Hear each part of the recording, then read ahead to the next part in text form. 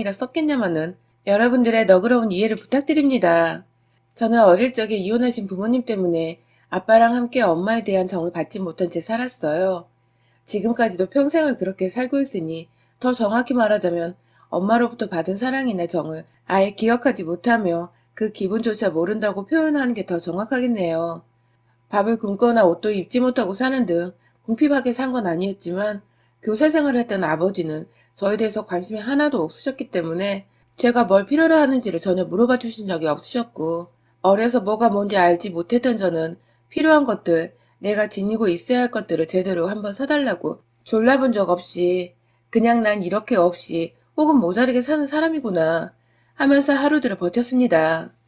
생리가 터졌을 때에도 전 그게 평생 줄줄 흘러내릴 줄 상상도 못한 채 그냥 무작정 생리대를 살 생각도 못한 채 학교에 등교를 했었고요. 자녀를 학교에 바래다 주던 어느 고마우신 학부모분의 도움을 받고서 등교길에 주변 마트에서 생리대도 공짜로 받고 급하게 선생님께 양해를 구하고 집으로 돌아가 옷을 갈아입을 수 있었어요. 전 아직도 그날 내가 다른 사람으로부터 도움을 받지 못했더라면 학교에 가서 얼마나 많은 남자애들 그리고 여자애들한테까지 놀림을 받았을까 싶어서 아찔하답니다. 그 정도로 저한테는 감사했던 날과 동시에 다시는 기억하고 싶지도 않은 그런 날이었죠. 학교 다니는 내내 아빠로부터의 제대로 된 보호나 보살핌 받지 못한 채 그저 독립적으로 사는 게 인생이란 걸 일찍 깨닫고 살았고 대학을 들어갈 때 입학금 말고도 도움을 주려 하질 않으시니 저 혼자 알바도 하고 장학금을 받아가면서 대학을 겨우 졸업했습니다. 누가 보면 제가 정말 불우한 가정에서 나고 자란 애인 것 마냥 학교에서 선생을 하면 정년도 보장되어 있고 대학 등록금 정도는 대줄 만한 돈도 벌고 있는 아빠가 있음에도 전 완전히 고아나 다름이 없었어요. 뭐 그마저도 너무 익숙해진 터라 이제는 더 이상 불만이 있지도 않고요. 진작에 대학 졸업하면서 아버지와는 완전히 연을 끊어버렸거든요. 하고 싶은 게 딱히 없었고 오로지 돈만 많이 벌어서 풍족하게 살고 싶었습니다. 점점 자라고 사회에 발을 디디게 되면서 다른 또래의 여자들은 너무나도 예쁘게 그리고 늘 웃으며 행복하게 사는 것 같은데 저 혼자만 세상 침울한 표정을 한 채 불쌍하게 살고 있는 것 같다는 느낌을 내내 지울 수가 없었거든요. 열심히 공부를 했고 과외 알바가 쏠쏠했음에도 이것저것 경력이 될 수 있는 인턴이며 봉사활동까지 시간을 100단위로 쪼개 쓰면서 스펙을 쌓으려고 했고 그 덕인지 저는 다 밝힐 수는 없지만 전공을 살려 한 회사에 취직을 했습니다.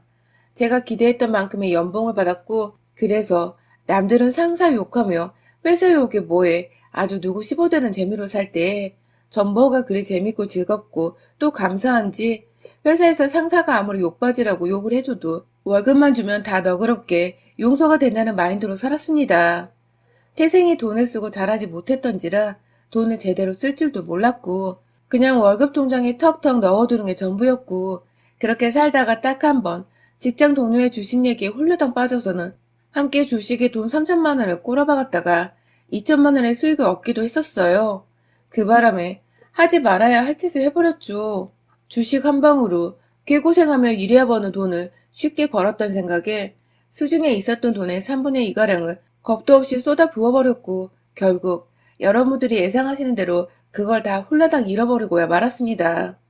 몇 년간 돈 모으는 재미로 살았었는데 그 돈 한번 제대로 써보지도 못한 채 다 날려버리고는 30이 넘어서 다시금 통장 잔액 0부터 인생을 시작해야 했어요. 내 인생에서 돈을 이렇게 잡힐 듯 하다가 떠나가는 무용지물의 것이구나를 절실히 깨달으며 그때부터 본격적인 제 인생의 이막이 시작되었습니다. 악착같이 돈을 벌면서 악착같이 돈을 모으고 내 앞으로의 인생을 준비하기로 한 것이죠. 결혼 생활이 좋다는 생각을 단 한 차례 해본 적도 없었고 알지도 못했기 때문에 결혼은 당연히 상상 안 했던 것이고요. 제가 인기가 없기도 했었지만 평생 독신으로 살겠다는 마음으로 이성교제에는 완전히 마음을 비운 채 4년 정도를 정말 일이나 더 열심히 했어요. 그런데 참 여기 사연에서도 저 같은 분들이 많으셨던 걸로 기억하는데요. 저도 정말 꿈에도 생각지 못했던 순간에 결혼을 하게 된 남편을 만나게 되었어요.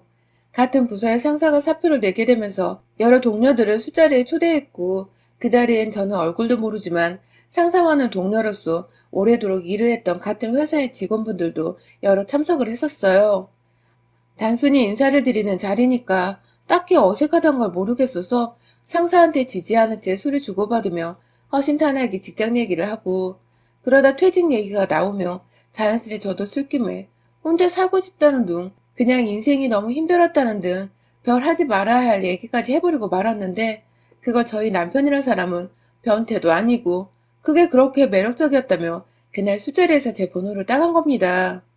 지금 생각해보면 제가 경력도 있고 겉보기에 멀쩡해 보이는데 혼자 산다고 하니 모아놓은 돈은 많겠구나 하면서 저한테 대시를 한 것 같아요. 하지만 그걸 하나도 눈치채지 못했던 저는 멀쩡하게 생긴 호리호리한 사람이 저한테 대시를 하니까 연애만 해보지 하는 마음으로 몇 번 만났다가, 하도 사람이 젠틀하고 매너 좋은 게 보고 자란 아빠와는 너무 달라서 이런 사람이라면 더 오래도록 만남을 지속해도 되겠다. 연애를 더 깊이 더 오래 하다 결국 결혼을 했어요. 절대로 제 선택에 후회가 없었고 우리 엄마 아빠처럼 살지 않을 자신이 너무나도 있었는데, 결혼하고 나서의 팔자는 정말 식장 들어가기 전까지는 모르더라고요. 어른들 말씀에 틀린 말이 하나도 없었던 것입니다.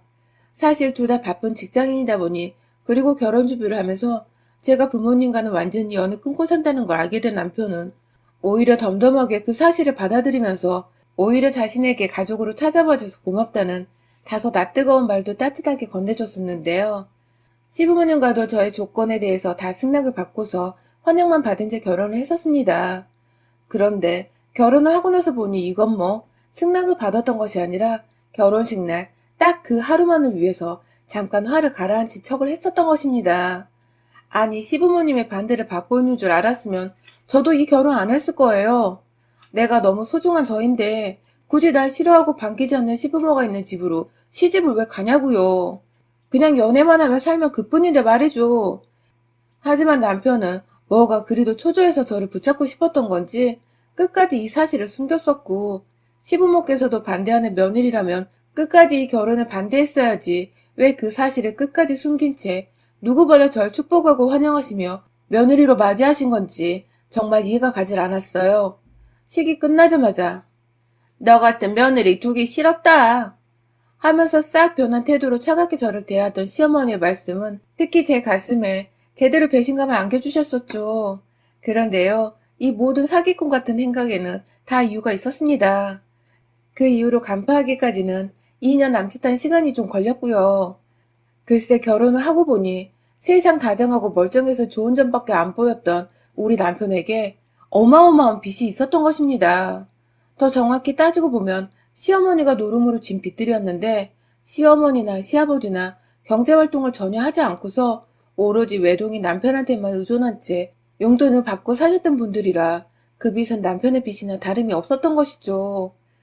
저는 이 사실을 결혼하고서 2년이 되도록 모르고서 꾸준하게 시어머니로부터 넌 사실 내가 원하는 며느리가 아니야 라든지 보면 볼수록 내 아들이 너무 아까운 결혼이야 라는 개소리를 들어가며 살았고요. 하다하다 결혼하고서 처음 맞이했던 시어머니 생신 때는 어머님이 전화 안 왔으면 좋겠다고 대놓고 전화를 하셔서는 이해해 줄 수 있지? 라고 하시는 바람에 저도 빡이 쳐서는 시어머니를 보러 가지 않았던 적도 있었습니다. 남편은 또 그걸 자기 엄마 생신인데 어떻게 안 가냐며 혼자 귀엽고 시댁에 갔고, 저 혼자 집안에 덩그러니 남아서는 이건 뭐 결혼을 한 건지 아님 동거를 하고 있어서 시댁은 터치를 안 하고 살아도 되는 상황인 건지 혼란이 왔었죠. 그러다가 신혼집으로 구했던 전세가 만기되어 집을 새로 알아봐야 하던 중 남편이 전세 만기 한 달을 앞두고 집주인과 무슨 얘기를 했는지 보증금의 절반을 미리 가져갔다는 사실을 알게 되었고, 그 때문에 퇴근하고 집에서 한참 실랑이를 하다가 결국 남편 집안의 빚에 대해서도 알게 되었어요.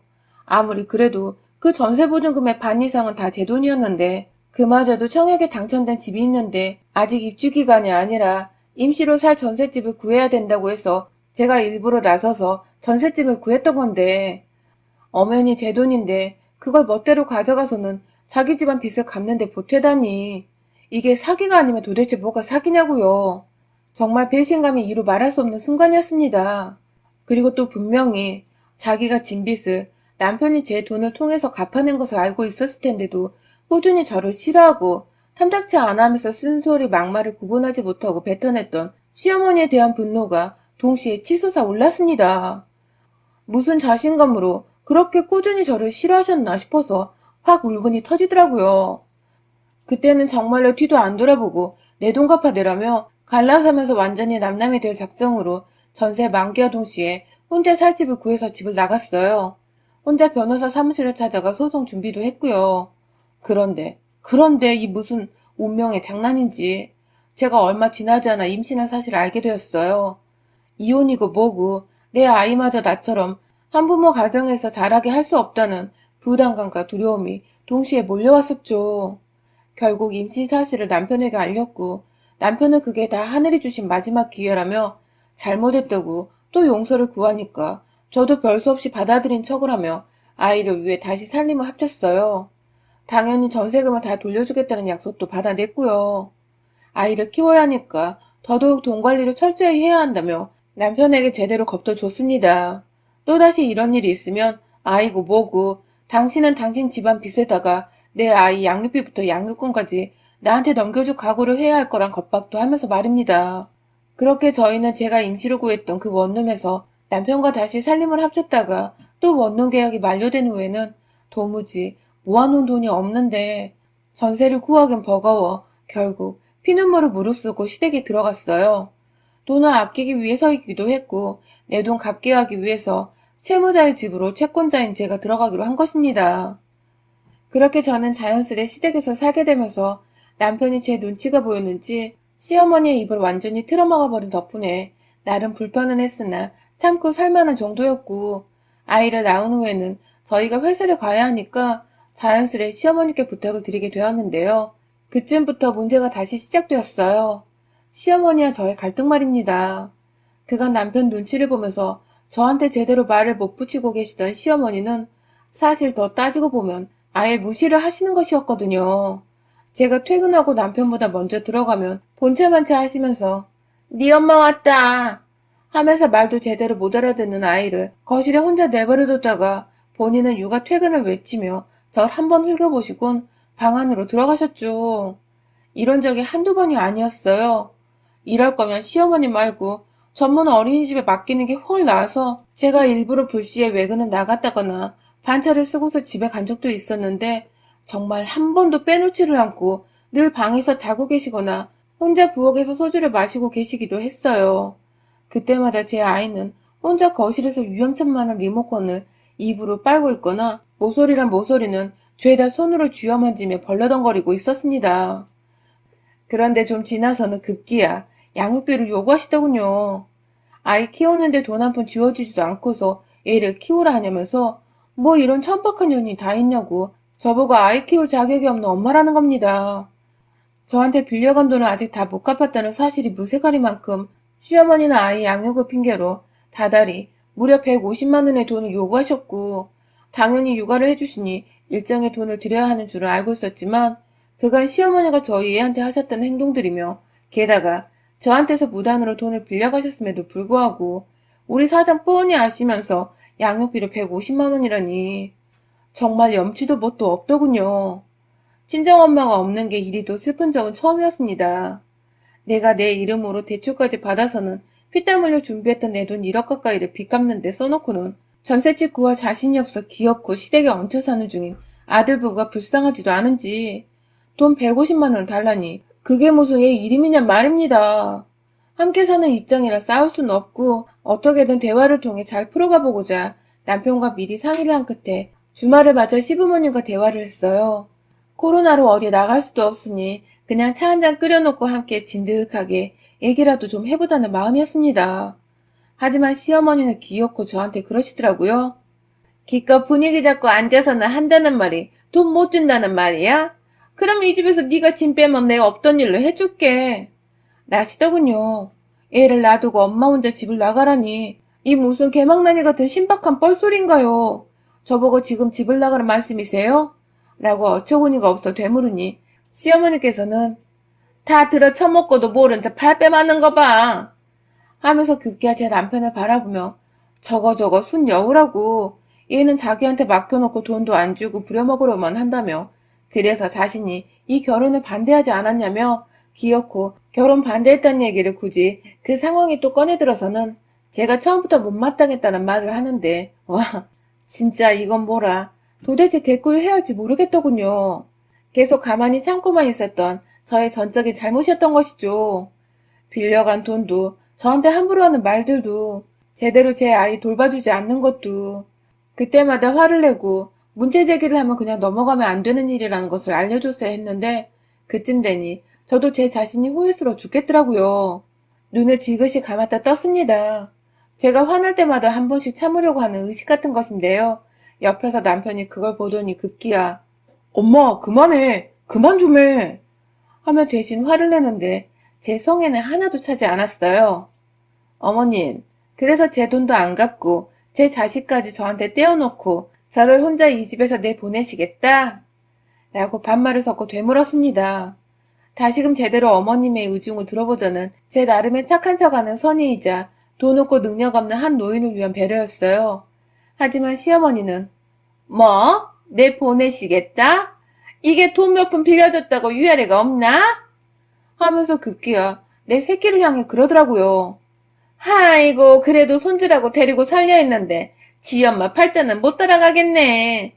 집 나가 호르미 밑에서 사람 구실이나 하고 살란가 모르겠다. 하면서 그 어린애를 들쳐업고는 저희 방 안에 있던 조그만 아이 침대에 아이를 들여놓곤 그 침대를 얘가 막 중심도 못 잡고 흔들리는 와중에 방 밖으로 질질 끌고 나오는 게 아니겠어요? 저희 애 안을 때부터 이상하다 싶어 저도 제자리에서 일어섰다가 그 꼴을 보니 도저히 이혼도 아직 안 한 마당에 호르머니 소리까지 듣고는 정말 제 인내심의 한계에 다다랐습니다. 저도 모르게 제 옆에서 어쩔 줄 몰라 하던 남편 새끼 대가리를 주먹으로 쳐버렸어요. 네 자식 저러고 있는데 똥마려운 개새끼 마냥 가만히 있냐? 하면서 남편에게 일차를 퍼본 뒤에 자기 새끼 때렸다며 놀래 야! 하면서 제게 소리를 지르던 시어머니가 달려가 일단 저희 아이부터 떼어놓았습니다. 정신 차린 남편이 뒤늦게 저 따라와서는 이를 자기한테 달라며 안으려고 하는데 다시 한번 발길질로 차버리고는 너 새끼랑은 당장 이혼인 줄 알아 라는 말을 남기고 방 안에 보이던 우리 애기 젖병을 들고 나와서는 시어머니 쥐둥이에 집어 넣어버렸어요. 얼떨결에 입에 젖병을 문 시어머니는 뱉어내려고 발악을 하는데 제가 제정신이 아니었어요. 그냥 며느리로서의 체면이며 예의며 다 잊어버리고는 저희에게 분유로 쓰고 있는 통을 열어다가 그 가루를 그냥 확 시어머니한테 부어버렸습니다. 제가 그러고 나서도 화가 안 풀린다며 분유통을 아무 곳이나 기분대로 던져버렸는데 그게 부엌안에 컵을 걸어놓던 거리에 제대로 명중시킨 바람에 줄줄이 컵이 바닥에 떨어지며 깨지고 깨지는 와장창 소리가 나고 아주 개판이었습니다. 그런 와중에 저는 혼자 아이를 들쳐업고 그 집을 나왔어요. 당장 갈 곳은 없지만 당분간이면 될 거라며 유일한 저의 싱글 친구인 대학 동창에게 부탁해 그 집으로 들어갔고 이윽고 에어비를 구해 한 달을 나와 살았어요. 그 사이 제 아이는 어찌할까 하다가 출퇴근길에 수소문에서는 저 회사 상사 아이가 보냈었다는 회사 근처 어린이집으로 아이를 맡겼고 이윽고 회사 안에서도 제가 혼자 아이를 걱정하는 것에 말들이 오고 갔었는지 남편과 제가 별거 중이란 소문이 돌았습니다. 상황이 점점 안 좋아지는 듯 했으나 하늘은 제 편이었어요. 남편이 무단으로 빼돌렸던 저희 전세금을 제가 제대로 걸고 넘어지면서 사기죄를 겸해 이혼소송을 걸었고 맘 같아서 어떻게든 혼인 취소까지 해버리고 싶었는데 그러면 정말 우리 아이는 처음부터 아빠고 뭐고 없던 미혼모로부터의 아이가 될 것만 같아 그것만은 참았습니다. 저한테 아이 어린이집 그리고 법률 조언까지 해줬던 상사는 급기야 너무 분하다며 본인 스스로 저희 부부의 진실에 대해 회사에 소문을 내주고 다녔고 그 덕에 말빨 좋은 상사 덕에 남편은 완전히 회사 내에서 쓰레기 취급을 넘어 상대 못할 말종 취급을 당했어요. 본인은 저한테 소송 걸리고 제가 남편뿐만 아니라 시어머니를 향해서도 혼인 파탄의 책임을 물어 위자료 소송을 걸어버린 바람에 줄줄이 소송 해결의 위자료 그리고 앞으로의 양육비 지급과 제 전세금을 갚아내려 돈이 필요했을 텐데 직장은 다녀야 하니 얼굴에 철판을 까고 출퇴근을 하는데 지난번에 보니 유부남 유부녀 동료들 사이에서도 밥도 혼자 먹고 완전히 아싸가 되어서는 지내고 있더라고요. 그래도 사내왕따로 고소당할까봐 일감은 조금씩 주면서 공적인 관계만 맺고 있고 말이죠. 지 아들이 딱 죽기 직전의 상태로 돈을 벌고 있는 걸 눈치챘는지 딴엔 엄마라고 저희 회사까지 찾아와 제 앞에서 울고 불고 무릎 꿇고 잘못했다고 사과를 하러 온 시어머니. 사람들 앞에서 창피하지도 않으신지 자신이 너무 실수를 한 것 같다며 자기 아들이 돈을 벌어야 하는데 그걸 죽지 못해 하고 있다며 저를 너무 그리워한다고 막 제 발을 붙잡고 팔에 매달리고 정말 눈 뜨고 못 볼 정도로 사람이 한순간에 딱해졌더군요. 그러나 전 그런 시어머니의 모습에 더욱 희열과 쾌감을 느꼈습니다. 제가 싸가지 없다고 하셔도 상관없어요. 시어머니는 제게 그런 일을 당할 만큼의 죄를 저질렀고 지금 그 죄값을 하나씩 받아가고 있는 중이신 거니까요. 인생은 다 돌고 도는 법이거늘 사람한테 잘못하고 죄 짓고 살면 얼마나 말년이 고통스러운지를 피부로 다 느껴보시도록 제가 끝까지 도와드리고 지켜볼 겁니다. 여러분의 생각은 댓글로 남겨주세요. 오늘도 시청해주셔서 정말 감사합니다.